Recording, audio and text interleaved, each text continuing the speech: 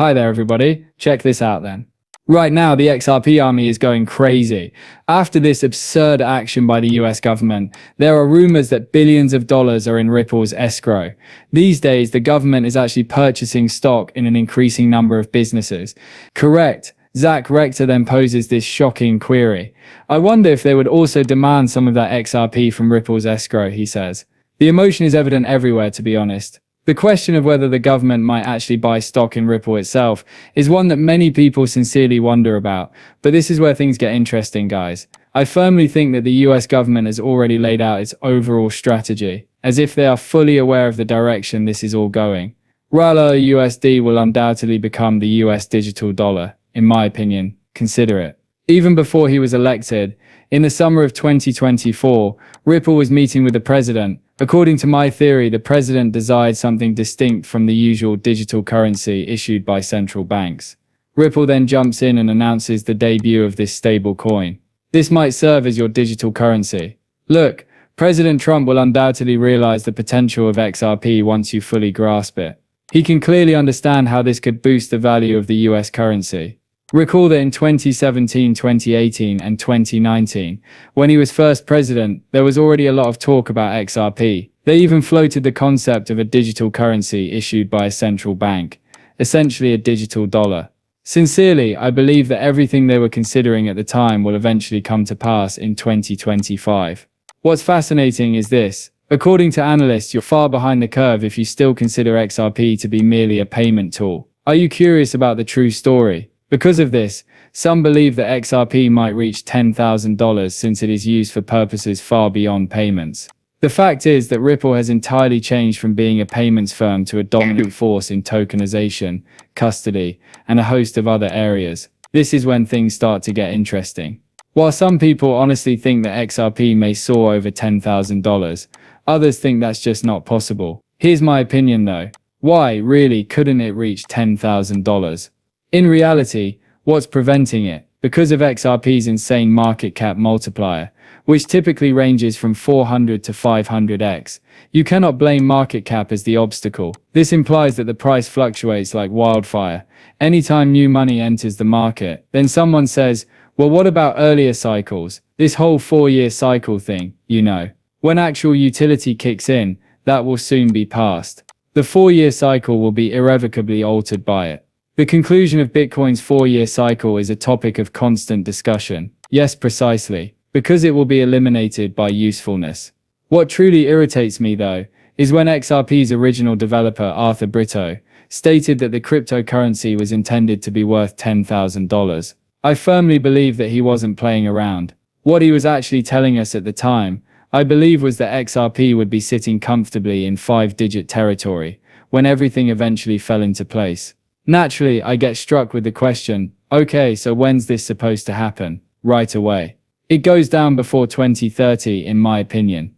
We're looking at 2027 to 2028, based on my intuition. CBDCs will be widely available by then. I mean, practically every nation will have them operational. Additionally, stable coins will be used in the nations that choose not to board the CBDC train. By then, the digital dollar will already be gaining significant traction. The worst part is still to come. I believe that real bank accounts will eventually be available to the majority of the world's unbanked population. By the time you add tokenization to the mix, it will have grown to be a huge phenomenon. We're talking about tokenizing real-world assets worth trillions of dollars. Thus, I ask myself, are you serious when people claim that XRP will never reach $10,000? Getting there is far more likely than it tanking to nothing. It's actually more likely that you'll hit 10,000 than fail. Man, I definitely saw this coming when Johnny Deaton brought it up. In the same way I anticipated that Gemini's XRP card would become their most popular credit card. The reason Gemini's app downloads recently surpassed Coinbase's figures is probably due to XRP users. This is crazy. Do you recall the SEC versus Ripple controversy, which brought together 75,000 XRP holders from 143 different countries? Johnny Deaton was exactly right when he said that it was completely unprecedented. Take a look at this. As soon as Coinbase released the XRP MasterCard, Gemini physically surpassed them in the US iOS App Store. Coinbase dropped to 20th place, while Gemini surged to 16th. That's what I refer to as XRP army power. Hold on, I could see the demand for the card coming from a mile away. I believe that people are becoming a little too excited. Everyone is behaving as though this card will cause the price of XRP to skyrocket in a matter of days. Keep in mind that we are looking at the long term here, not some short-term overnight miracle, if this is going to add genuine value to XRP. This man with the untidy hair has been discussing how Bitcoin and XRP are the future's preferred defense strategies. You should listen to what he has to say. Do you mean that a significant portion of that Nostro money will eventually be in XRP? Is it the ultimate objective? XRP is going to take its place. In order to fulfill that need. For the oil thimble, the thimble is somewhat large. There is still a lot of practical use for XRP even if all the banks only need a small amount of it to meet their liquidity needs. Money transmitters are also involved, and perhaps even large corporations are posting their own liquidity around. This means that everyone needs less liquidity than they needed in Nostro and Vostro fiat currency. Therefore, I believe Ripple has performed some of those calculations. There would be incredible practical demand for XRP worldwide, if every bank and other financial institution subject to regulation had just enough of it to meet their liquidity demands. Even though there are only 21 million Bitcoins, if people want to include them in their portfolio as a defensive asset, the demand for Bitcoin will increase overall, when all the various retirement funds, hedge funds and individuals purchase Bitcoin, and have a small amount stashed away. The same is true of Ripple, which serves a very specific purpose, namely providing an alternative to the high liquidity requirements of the current Nostro-Vostro system of correspondent banking, rather than merely acting as a panic currency. And we simply haven't reached that stage yet. But this thing is so close to blowing up, man. The banks will be rushing to unlock those Nostro-Vostro accounts for the following reasons. Consider the implications for them. All of that locked up liquidity might return to these institutions' systems. Since the money is currently lying there doing nothing, they might actually use it to fund other projects and obtain fresh loans. This basically fixes all of the significant liquidity issues that banks are facing.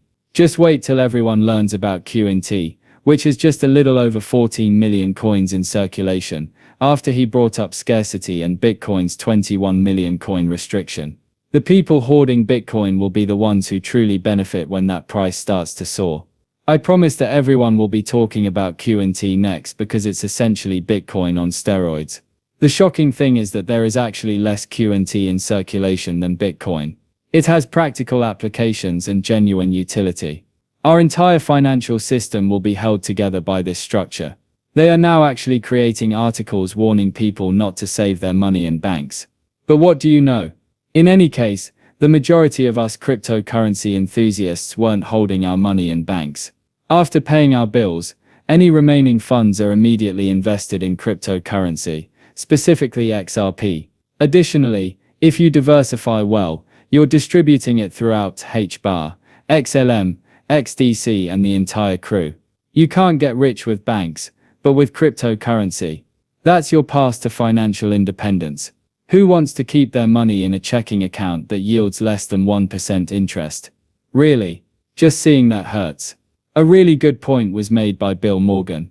The fact that some individuals conveniently overlook the fact that SBI is a major Ripple shareholder, and that XRP is the foundation of nearly all of their collaborations and projects is really cunning. Additionally, RLUSD will be available early in the upcoming year. Talk about using the facts selectively. Take a look at the current